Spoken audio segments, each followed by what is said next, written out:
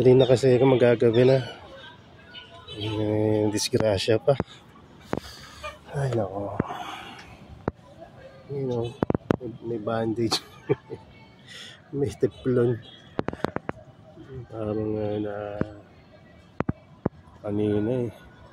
Medyo mainit kanina pero pinawisan ako kahit na hindi naman ganun kainit talaga. Parang naging 200% humidity ako bigla. Kita nyo ba ito?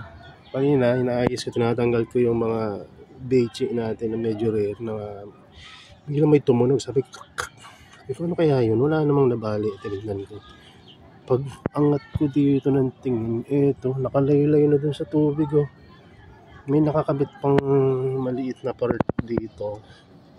Pero siguro 80% wasak talaga eh. Kaya ang ginawa ko, yan, kung ano makita ko ng pangduktong teflon, tapos etong leaves niya, ito na yung ginawa kong parang splint niya or support para tumayo uli siya. Ito pa naman yung pag-asa kong magbubukas sana bukas o sa mga susunod na araw. Hindi ko alam kung male pa to o female, pero mukhang malabo na itong tumuloy kasi 80% ng wasak talaga eh, putol eh. Kaya ayun, ewan ko kung magbuduktong pa rin yan, pero kung magduktong man yan, panigurado hindi ito gaganda ng ewan ko lang ha. Ay nako, dapat talaga pinahinga ko na lang. Nanonood ako ng ano ba yun? Miss Marvel ba yun? O Captain Marvel pala. Captain Marvel sa baba. Tapos biglang nag-disconnect. Kaya naisip ko umakyat na lang uli. Tapos maglipat ng mga halaman. Tapos eto na nga. Nililipat ko na yung maliliit. Adali ko to. Mukhang okay pa siya ngayon no? Sana tumuloy pa rin. Wala eh. Talagang kitang-kita mo yung laman loob. Hindi ako talaga pahamak talaga eh. Hindi ako nagmumura, hindi ako palamura talaga. Sa isip lang minsan doon ako napapamura, pero eto talaga. Kaya mapatawarin sana ako. Forgive me Lord. Napamura talaga ako. Pero yun nyo, kung male to or female, sayang talaga. Ang dami pa naman yan oh. Tapos maganda pa yung mother nito, Viking talaga to, hindi to yung complex na cruise no. Ay nako. Ayan.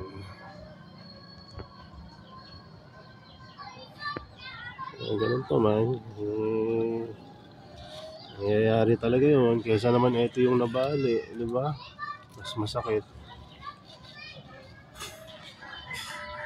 Hindi ko na bababa. Wala na akong ibababa ngayon. Ingat na tayo dapat. Hindi na dapat So yun lang muna siguro. Hindi na muna ako magbababa ng mga halaman. Magbababa sana ako. Ibababa ko itong atin baro. Pero hindi na muna. Ay no. Kaya kayo maging maingat kayo. Okay lang na mabalian minsan ng mga feature, no? Nangyayari sa atin yan eh.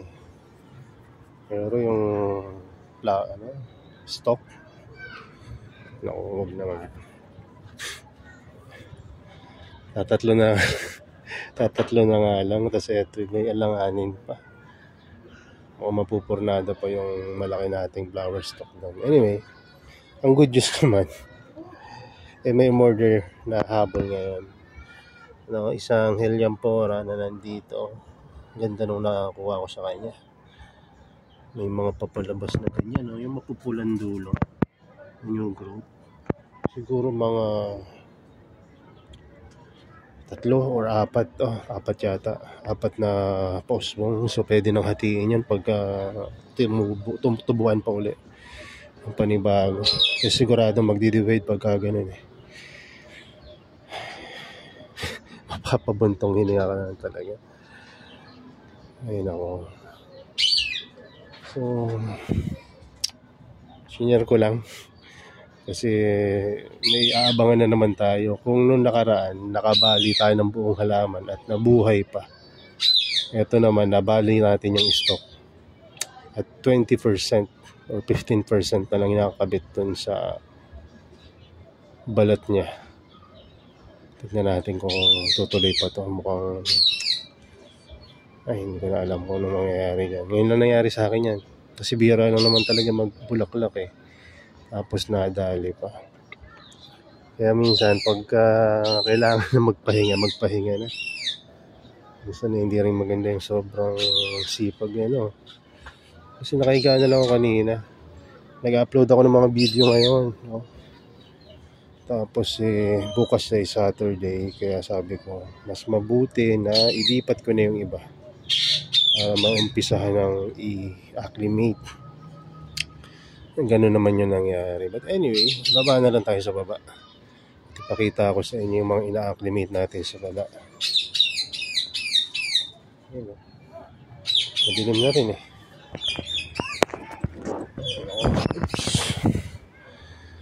Ayun ako. Ngayon ako naging clumsy ng ganito. Pero okay na rin yan. Magkakaalaman tayo ngayon. Uubra yung pagpipray na lang natin yan. Kung ano man yung maging outcome, tanggapin. Nangyayari talaga. Marami na naman tayong friends sabi nga, count your blessings. Tingnan natin yung setup sa baba. Kasi nagbaba ako dito naman. Halaman.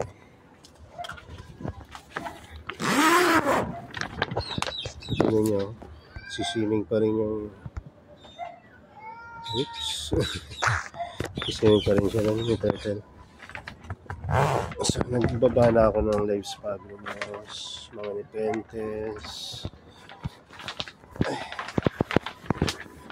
Ito yung mga binababa ko kanina. Ingat na ingat talaga ako dito. So sobrang ingat ko, hindi ko na malayan yung isa na nadali ko na pala. Yung isa pa akong binaba, nasa mo. Ito pala. Bow block. So ayun yung ito na. Ito, mura lang tong gracilis na to. Pero ang nadali ko mas mahal dun sa But anyway, wala naman sa mahal o mura yan. Ito di ba gandang-ganda ako dyan sa gracilis na yan. Dahil ang kukit ng picture. So anyway, salamat sa pagtangkilik sa ating Shopee Store, Facebook page at YouTube channel natin. So bukas na dilig na ito ng hapon. Pahinga na muna tayo dahil I think it's more than enough lahat ng nagawa natin ngayong buong isang linggo.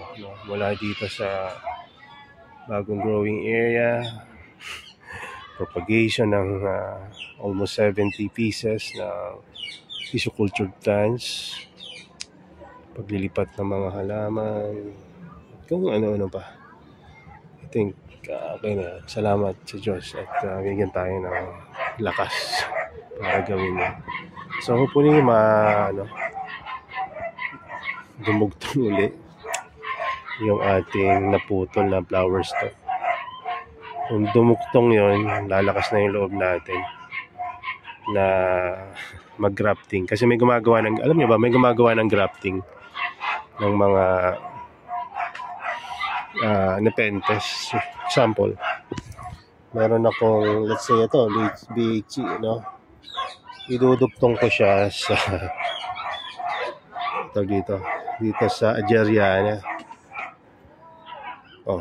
Diba? So mas gaganda yung root system ni Bechi na small at magkakaroon siya ng malaking root system. So tulad na lang rin sa ibang mga plants na ginagrap. So pag ginagrap, hindi 100% na magiging successful yon, lalo na kung hindi naman sila magka-link yung kanilang cultivar, So anyway, no? Pag-usapan natin yan pagka may pagkakataon na tayong mag-grafting. Yun lang, God bless, and bye-bye.